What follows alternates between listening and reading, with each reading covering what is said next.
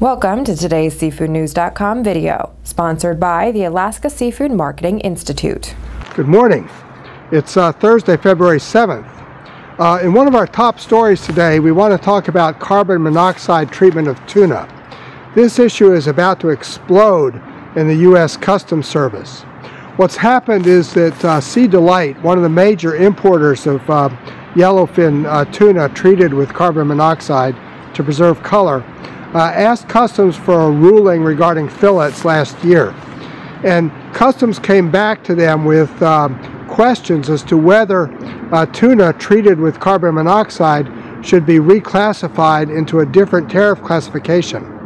Currently, yellowfin tuna, all yellowfin tuna, treated or not treated, is brought into the U.S. Under a raw fish classification. The Customs is arguing that this is a preservative, and therefore the fish should be brought in under the prepared and preserved classification. It's not semantic.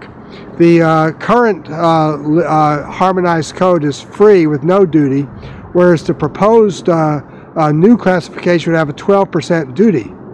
This issue has gotten worse because industry reports are that Sea Delight has received a bill from the U.S. Customs Service of several $1 million worth of duty owed. This likely came from a single port. It's not clear that there's been a national decision on this, but this issue is rapidly building to a head.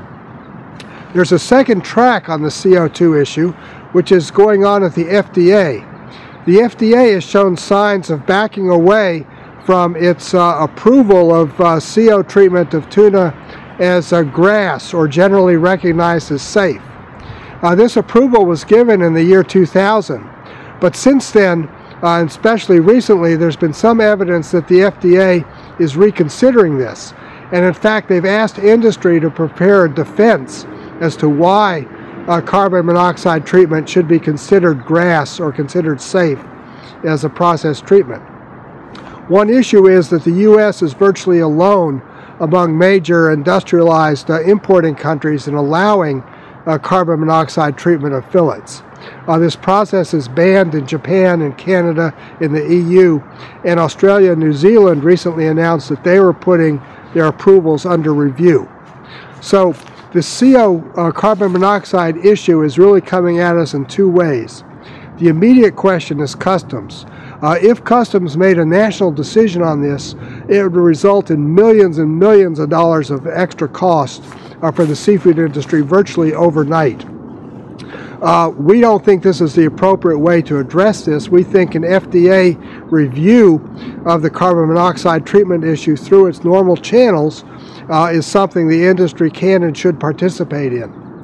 But the fact that tuna now has to be considered a risk of substantially higher costs, along with the shrimp countervailing duty suit, which means that 2013, given all of the problems that we already see, is shaping up of a year of even more intense financial risk for seafood importers.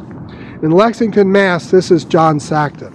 Today's SeafoodNews.com video was brought to you by the Alaska Seafood Marketing Institute. Alaska has been protecting wild and sustainable seafood for generations and adheres to the most recognized and internationally accepted set of guidelines written by the United Nations Food and Agriculture Organization. For recipes and additional information, visit wildalaskaflavor.com.